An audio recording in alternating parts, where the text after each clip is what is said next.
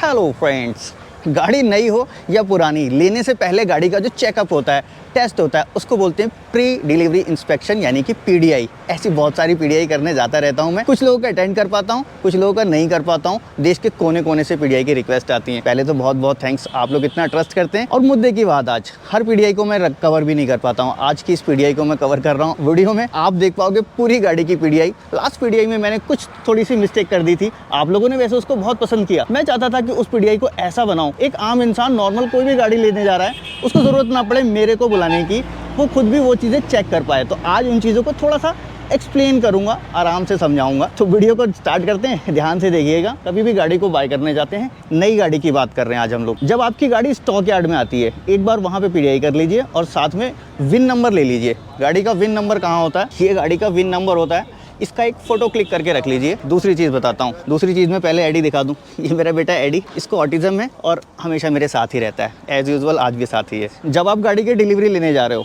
गाड़ी stock yard से चल के आती है आपके पास, आप उस गाड़ी को कोशिश करो कि उनसे बोलो जी साहब सिर्फ वॉश कराओ, पॉलिश मत कराओ। हमारी गाड़ी, हम आए नहीं थे तो पहले पॉलिश हो गई थी। पॉलिश को अवॉइड कीजिए। वॉश कराने के बाद या पहले आप उस विन नंबर को मैच कर लीजिए जो आपने 1 दिन 2 दिन या 4 दिन पहले लिया था, जब आपकी गाड़ी स्टॉक यार्ड में आई थी। वो सेम होना चाहिए। कई बार बीच में गाड़ियाँ चेंज हो जाती हैं और बहुत सारे ऐसे केस भी हुए हैं। तो आपने मैच कर लिया, वो गाड़ी जो देखी थी वो गाड़ी यही है। अब वो गाड़ी उस समय धूल मिट्टी में लदी हुई थी, तो आप प्रॉपर बॉडी का इंस्पेक्शन तरीके से नहीं कर सकते थे। अब ये गाड़ी साफ है, डायरेक्टली सनलाइट में खड़ी है, ताकि इसके जितने भी माइनर स्क्रैच हों या बॉडी के पेंट का कुछ काम हुआ है या कभी कुछ डेंट आ गया और डीलर ने उसको रिपेयर किया, आप उस चीज़ को पकड़ पाएं। और इस पीडीआई को सेक्शन वाइज करेंगे, डिवाइड कर लीजिए। पहले आपने बॉडी चेक कर लेनी है, नहीं तो फिर कंफ्यूज हो जाते हैं, दिमाग इधर उधर हो जाता है। और ये सारी चीज़ें आपको डीपली बता रहा हूँ क्योंकि आप खुद से कर पाएं। देखो, ये गाड़ी ब्रेजा ZXi और ड्यूल टोन में गाड़ी है। अब इसका चेक करेंगे हम कलर चेक करना, स्क्रैचेस चेक करना। सबसे पहले ये जो पेंट होता है, इस पेंट में, ओरिजिनल पेंट में और बाद में जो पेंट हुआ, उसमें डिफरेंस रहता है। कितना भी कर लीजिए आप, कंपनी से जो पेंट होके निकला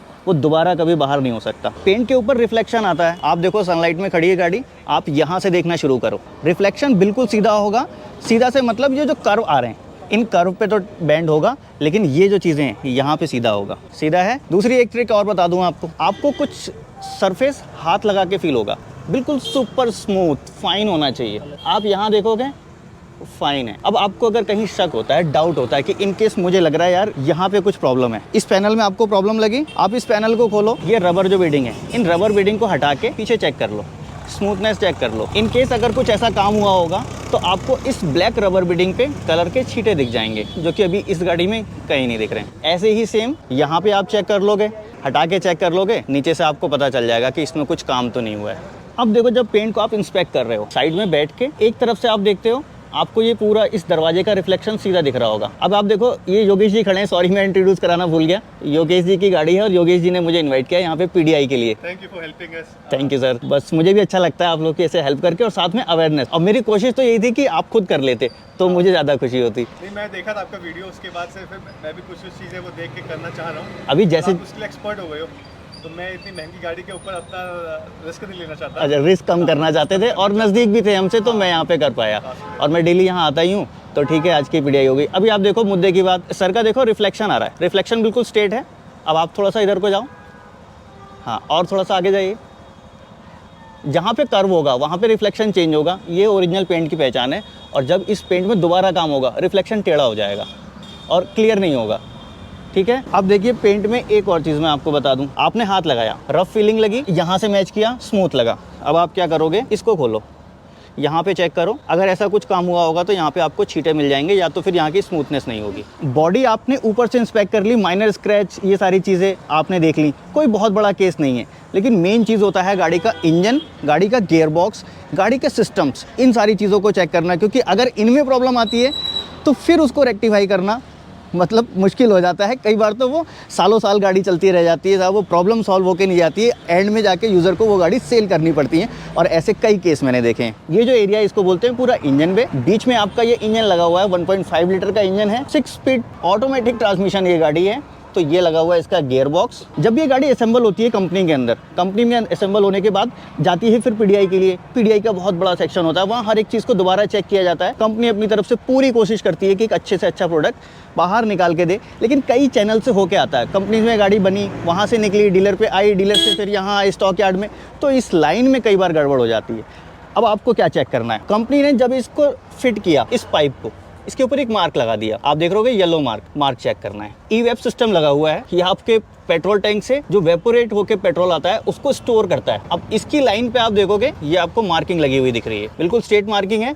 जब इसको खोला जाएगा तो ये का अलाइनमेंट बिगड़ जाएगा। इसी तरह से वायरिंग के जो कनेक्टर्स हैं, ये देखो कनेक्टर सील है, इसमें मार्किंग लगी हुई है, यानी कि इस वायरिंग को कंपनी से निकलने के बाद दोबारा छेड़ने की जरूरत नहीं पड़ी, दोबारा ऐसा कुछ फॉल्ट नहीं आया। एयर फिल्टर होजिंग, इसके ऊपर ये मार्क लगा दिया गया है, जब इसको लूज किया जाएगा तो नीचे ये इसकी मार्किंग मिट जाएगी। एक एक बोल्ट पे आप देखो मार्किंग सीधी है। इट मीन्स कि ये जो गाड़ी है अभी हमारे पास, इस गाड़ी में दोबारा कुछ काम नहीं हुआ। मास्टर सिलेंडर लगा हुआ है, आप देखो ये रेड कलर की मार्किंग लगा रखी है, जब भी इसको टाइट या लूज किया जाएगा तो वो मार्किंग अलग से दिखने लगेगी। सेम इस तरह से फिटिंग है, स्टिकर लगा हुआ है। इंजन माउंटिंग जब फिट किया गया तो ये देखो ऐसा मार्क लगा दिया गया। इसके बाद इसको खोलने की ज़रूरत नहीं पड़ी। अगर इसको खोलने की ज़रूरत पड़ेगी तो ये आउट हो जाएगा। आप समझ जाओगे साहब इस गाड़ी में कुछ तो काम हुआ है कंपनी की पीडीआई से निकलने के बाद। बैटरी आपको चेक करनी होती है, आपके यूज़र मैनुअल में लिखा होगा कितने एम्पियर की बैटरी है, मॉडल नंबर क्या है। शॉकर लगा हुआ है, शॉकर के ऊपर माउंटिंग का एक कैप होता है, इसको आप कैप को उतार लीजिए, आप सिंपल ऐसे ही निकल जाता है। आप देखोगे ये जो बोल्ट टाइट किया गया, इसके ऊपर ये मार्क कर दिया गया। अब इन केस अगर गाड़ी के शॉकर में कुछ प्रॉब्लम आई या निकलने के बाद टेस्टिंग के दौरान उन्होंने पाया कि साहब इसमें कुछ प्रॉब्लम है, शॉकर में कुछ काम करना पड़ेगा, तो अब इस बोल्ट को वो खोलेंगे तभी चेंज कर पाएंगे, बिना इस बोल्ट को खोले चेंज नहीं हो सकता। और जब ये बोल्ट खोलेगा तो ये मार्किंग यहाँ से आउट हो जाएगी, आप पहचान जाओगे। अभी देखो ये बॉडी का जहाँ पे जॉइंट होता है, उस जॉइंट पे इस तरह का सीलेंट लगा होता है जो कंपनी लगा के देती है इस पेंट के पहले, इसके ऊपर फिर पेंट होता है। इसको आप मैच कर लोगे और ये आफ्टर मार्केट नहीं लगता है। आफ्टर मार्केट लगेगा तो वो बिल्कुल अलग होगा, अलग ही पहचान में आ जाएगी। और इसको लगाने की ज़रूरत कब पड़ती है, जब गाड़ी का कुछ मेजर एक्सीडेंट हो जाए। और नॉर्मली इस तरह की मेजर एक्सीडेंट गाड़ियाँ कम से कम नई गाड़ियों की जगह तो नहीं बिकती है, सेकंड हैंड गाड़ियों के ये पॉइंट होते हैं। अभी देखो गाड़ी चली हुई कितनी है, आपकी गाड़ी जब आपके पास डिलीवर होती है तो आपको कम से कम गाड़ी चली हुई मिलनी चाहिए, जितनी डीलर की स्टॉक यार्ड की और शोरूम की दूरी हो। मैक्सिमम 50 किलोमीटर से अबव नहीं होना चाहिए, बहुत चल गई तो 80-100 किलोमीटर, बस इससे ऊपर अगर गाड़ी चली हुई है तो फिर वो प्रॉब्लम है। गाड़ी आपको मीटर रीडिंग में शो कर रही है 1 किलोमीटर, और ऐसा पॉसिबल है कि वो गाड़ी 1000 किलोमीटर या 2000 किलोमीटर चली हो। अब आप लोग सोच रहे हो ऐसा कैसे, देखो जी ये सारा सिस्टम है, हर सिस्टम को बाईपास किया जा सकता है, बस ज़रूरी है कि आपको उतनी नॉलेज हो। आप चाहो तो इसको डिस्कनेक्ट कर दो, ईसीयू को पता ही नहीं लगेगा कि आपकी गाड़ी चल गई, इंजन रन कर जाएगा। आप डिपस्टिक निकालो बाहर, इसमें आप देखो इंजन ऑयल अपने हाथ में लगाओ, इसका कलर देखो बिल्कुल लाइट है, और जैसे जैसे इंजन की रनिंग होती जाती है होता क्या है, इसका कलर डार्क होता चला जाता है। बिल्कुल लाइट कलर होना चाहिए, बिल्कुल लाइट, ठीक है जी। तो इट मीन्स कि ये गाड़ी उतनी ही चली है जितनी इसकी मीटर शो कर रहा है। साथ में अगर इस इंजन ऑयल लेवल को आप पहले चेक कर लोगे स्टार्ट करने से पहले तो और अच्छा है, इसका लेवल भी चेक कर लोगे कि बराबर होना चाहिए। नीचे देखो आपको इसके स्टीयरिंग रैक दिख रही है, ये जो पार्ट लगा हुआ है इसको बोलते हैं स्टीयरिंग रैक। ये काम तब करता है जब आप अपना स्टीयरिंग इधर या इधर टर्न करते हैं, ये व्हील को इधर और इधर टर्न कराता है। कॉस्टली पार्ट होता है, कई बार इसमें प्रॉब्लम रहती है जो आगे चल के पता लगती है और धीरे धीरे खड़खड़ाहट की आवाज़ आती है। अब देखो कंपनी से जो गाड़ी निकली, पीडीआई होके निकली, टेस्ट होके निकली, उसमें कोई प्रॉब्लम नहीं आएगी, लेकिन उसके बाद अगर कुछ बदलाव किए गए तो आएगी। आपको यहाँ भी देखो ये जो बूट लगा हुआ है इस पर आपको मार्किंग दिख रही है सीधी, फिटिंग पे भी आपको मार्किंग दिख रही है, वहाँ पे भी मार्किंग दिख रही है, इवन रबर कैप जो है वहाँ भी मार्किंग है। इट मीन्स कि ये रैक भी इसके साथ के असेंबल है। और एक सबसे मेजर पॉइंट ध्यान से देखिए, आपका जब इंजन ये सील्ड हो गया, इस इंजन के अंदर आपको ऑयल की सीलन कहीं नहीं दिखनी चाहिए, और ये बहुत रिस्की पॉइंट है। अगर ये मिलता है तो उस गाड़ी को किसी भी हद में नहीं लेना है, कुछ भी हो जाए वो गाड़ी नहीं लेनी, कितना भी डिस्काउंट क्यों ना देते रहें। अब देखो इंजन 2 पार्ट में होता है, नीचे ब्लॉक है, ऊपर हेड लगा हुआ है, इसके बीच में कहीं भी आपको ऑयल की सीलन नहीं दिखनी चाहिए। साथ में ये टैपेट कवर है, पे भी आप ध्यान से देखो कहीं भी ऑयल की सीलन नहीं होनी चाहिए। चलो इंजन स्टार्ट ही कर दिया है तो स्टार्ट का भी बता देता हूँ। इंजन जब स्टार्ट होता है तो इंजन का वाइब्रेशन भी आपको चेक करना होता है, इंजन में वाइब्रेशन कितना है। नॉर्मली मारुति की गाड़ियों का इंजन बहुत ही ज़्यादा साइलेंट होता है। गाड़ी स्टार्ट है, एक्सेलरेट करते हैं तब जाके हल्का सा फील होता है कि ये स्टार्ट है, सिवाय इंजेक्टर नॉइस के और कुछ नहीं आती। कुछ भी हमिंग नॉइस अगर आ रही है, कुछ गूंजने की नॉइस आ रही है इंजन स्टार्ट कंडीशन में, तो आपको ध्यान रखना है, उसको अवॉइड करना है। अब इसके बाद देखो जी मेन कंपोनेंट इंजन पे है, इसलिए थोड़ा टाइम ज़्यादा दे रहा हूँ, प्लीज़ स्किप मत करना, स्किप करोगे तो वो चीज़ें आपकी छूट जाएंगी। कोशिश है कि ज़्यादा से ज़्यादा नॉलेज आपको दे पाऊँ। अभी देखो ये EGR लगा हुआ है गाड़ी का। अब EGR पहले पेट्रोल गाड़ियों में नहीं आता था, अब आने लगा जब से ये BS6 नॉर्म्स आ गए हैं। EGR की जो फिटिंग है आप देखो ये बिल्कुल मार्किंग के साथ है, ये मार्क लगा हुआ है। इट मीन्स कि इस EGR को भी कोई छेड़छाड़ नहीं की गई है। जितने भी सेंसर्स होते हैं, सेंसर पे, ब्रैकेट पे, हर एक चीज़ पे आपको मार्किंग मिलेगी। और नहीं मिलती है तो सीधे क्वेश्चन करो। अभी देखो टायर, गाड़ी के साथ जो टायर आते हैं, कंपनी ने जब फिट किए तो एक बैच में एक साथ टायर फिट किए। गाड़ी की जब मैन्युफैक्चरिंग डेट है उसके आसपास की मैन्युफैक्चरिंग डेट इसकी होती है, इससे पीछे नहीं होती है। एक मेन मुद्दा रह गया, गाड़ी की जो मैन्युफैक्चरिंग होती है वो भी आपको चेक करना है विन नंबर से। विन नंबर आप डालोगे गूगल करके तो भी आपको मैन्युफैक्चरिंग पता चल जाएगी। और अदरवाइज इनके मारुति के, हुंडई के, जिनके भी होंगे, इन सबके ऐप में होता है ऑप्शन, आप विन नंबर डालो, आपकी मैन्युफैक्चरिंग निकल आती है, इस ईयर की और इस मंथ की मैन्युफैक्चरिंग है। ये गाड़ी की मैन्युफैक्चरिंग है फरवरी 2024 और आज डेट है 1 मार्च, यानी कि सेम मंथ की मैन्युफैक्चरिंग है। इसकी डिलीवरी पहले ही ले सकते थे, गाड़ी 2-4-5 दिन पहले आ चुकी थी स्टॉक यार्ड में, लेकिन कुछ रीज़न की वजह से आज डिलीवरी ले रहे हैं। मैन्युफैक्चरिंग 02/2024, ठीक है जी। ये चीज़ें जो हैं आपको सारे टायर में मैच करनी, चारों टायर आपके सेम होने चाहिए। और अगर नहीं है तो आप क्वेश्चन करोगे कि साहब ऐसा क्यों नहीं है। अभी गाड़ी के अंदर चलते हैं, अंदर की चीज़ें चेक करते हैं। हाइब्रिड की बैटरी सीट के नीचे लगी हुई होती है, सीट को थोड़ा पीछे किया, ये देखो स्मार्ट हाइब्रिड की ये बैटरी लगी हुई है। इसके ऊपर कवर लगा होगा, यहाँ पे सीट सेंसर के आप देख रहे हो तो इसमें भी मार्किंग लगी हुई दिख रही होगी आपको, इस पे भी मार्किंग है। बाकी छोटी छोटी चीज़ें जो हैं वो मैं कवर नहीं करूंगा, नॉर्मल कोई भी देख सकता है, जिसको बोलते हैं माइनर स्क्रैच। इस एरिया में स्क्रैच चेक कर सकते हो। इस फैब्रिक में कोई कट तो नहीं लगा हुआ है, डैशबोर्ड पे कोई एक्स्ट्रा स्क्रैच तो नहीं है। गियर लीवर, स्विच, स्टीयरिंग, इन सारी चीज़ों में आप स्क्रैच चेक कर सकते हो, कहीं कोई स्क्रैच तो नहीं है। लेकिन मैं उन स्क्रैच वाली चीज़ों को बहुत मेजर नहीं समझता।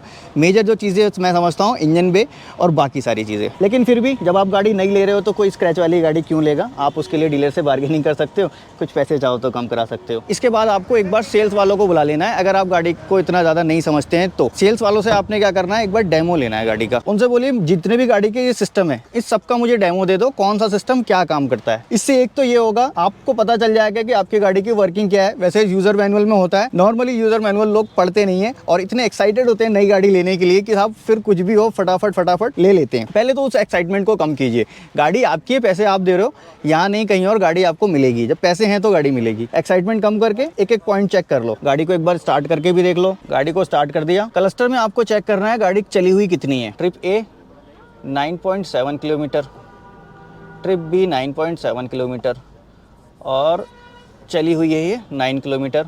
एवरेज फ्यूल इकोनॉमी अभी दिखा रही है 5.3, क्योंकि गाड़ी कंटिन्यू यहाँ स्टार्ट रही है, अंदर चल रही है। 3 लीटर फ्यूल डीलर आपको डाल के देता है, ये आपके राइट्स हैं। और ये सारी चीज़ें जो बता रहा हूँ ये आपके राइट्स है, अपने राइट्स को पहचानिए। बहुत सारे लोग बोलते हैं कि साहब इतने की एक्सेसरीज लेनी पड़ेगी, इतने का ये लेना पड़ेगा। कोई ज़रूरी नहीं है, आपको अपने राइट्स पता होने चाहिए।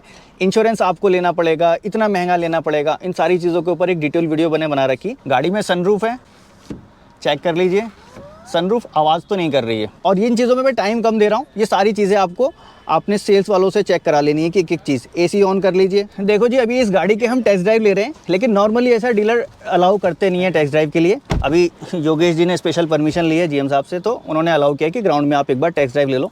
टेस्ट ड्राइव लेके भी हम चेक कर रहे हैं कि गाड़ी में और कोई दिक्कत नहीं है। रवि वर्मा जी साथ में, सॉरी राहुल वर्मा जी लास्ट टाइम जब मैंने यहाँ से गाड़ी ली थी तब भी यही थे मेरे साथ में, और बहुत ही बढ़िया इंसान है। टेस्ट ड्राइव का पार्ट वैसे तो ऐसा ज़रूरी है नहीं, क्योंकि नई गाड़ी में जो चीज़ें हम वहाँ चेक कर रहे हैं वो अलग चीज़ है, और दूसरा डीलर अलाउ भी नहीं करता। तो फिलहाल हम कुछ चीज़ें जो हैं वो आपके साथ शेयर कर रहे हैं। स्टीयरिंग का जो मेन चीज़ होती है वो आपको एक बार फुल टर्न कर लेना है। ये चीज़ आप खड़ी गाड़ी में भी कर सकते हो बिना गाड़ी को बाहर निकाले हुए। फुल टर्न करने के बाद कुछ ऐसी आवाज़ नहीं आनी चाहिए, मतलब कुछ घिसने की आवाज़ यहाँ से नहीं आनी चाहिए। कॉलम के नीचे एक मोटर लगी होती है, EPS मोटर, कई बार वो लोड ले रही होती है तो वो आवाज़ करती है। आवाज़ नहीं है, इधर और इधर घुमा के चेक कर लीजिए। टॉर्क कन्वर्टर है, इसमें आपको जर्क तो वैसे भी फील नहीं होगा। इंजन के RPM फ्लक्चुएट नहीं करने चाहिए। RPM से मतलब है ये वाला मीटर, इसकी सुई हिलनी नहीं चाहिए इस तरह से। जब आप गाड़ी को स्पीड में लेते हो फिर ब्रेक लगाते हो, सुई एकदम स्टेबल होनी चाहिए। AC की कूलिंग कैसी है, ठीक कूलिंग कर रहा है या नहीं कर रहा है, एयर फ्लो सारे वेंट से बराबर आ रहा है कि नहीं आ रहा है, स्पीड ब्रेकर पे कोई एक्स्ट्रा नॉइस नहीं है, ठीक है। तो जी गाड़ी की टेस्ट ड्राइव भी हो गई, सारी चीज़ें हमने करेक्ट पाई, कहीं से कहीं तक कोई प्रॉब्लम नहीं मिली। एडी भी हमारा फर्स्ट क्लास एंजॉय कर लिया। अब हमने डिसाइड किया है कि इस गाड़ी की बिलिंग कराएंगे। अभी तक एक भी रुपए की बिलिंग नहीं की, ना पैसे दिए, ना कोई डॉक्यूमेंट दिया। इसके बाद जो सैंक्शन लेटर होगा बैंक का, अगर आपने लोन कराया है तो वो सैंक्शन लेटर दे दिया जाएगा बिलिंग के लिए। और इसमें बहुत ज़्यादा कुछ टाइम नहीं लगता, मुश्किल से 1 घंटे का प्रोसेस होता है, वो भी आगे दिखा दूंगा। फिलहाल आज की इस PDI की वीडियो को यहीं पे एंड करते हैं। और इस PDI में अगर आपको लगता है कि कुछ रह गया हो तो कमेंट में ज़रूर बताइएगा। कुछ आपको समझ में नहीं आया कमेंट में पूछ सकते हैं, या फिर अगर चाहें तो इंस्टाग्राम टेक्निकल ज्ञान 1919 को मुझे फॉलो कर सकते हैं। मिलूंगा नेक्स्ट वीडियो में ऐसे ही किसी इंटरेस्टिंग टॉपिक के साथ। Thanks for watching.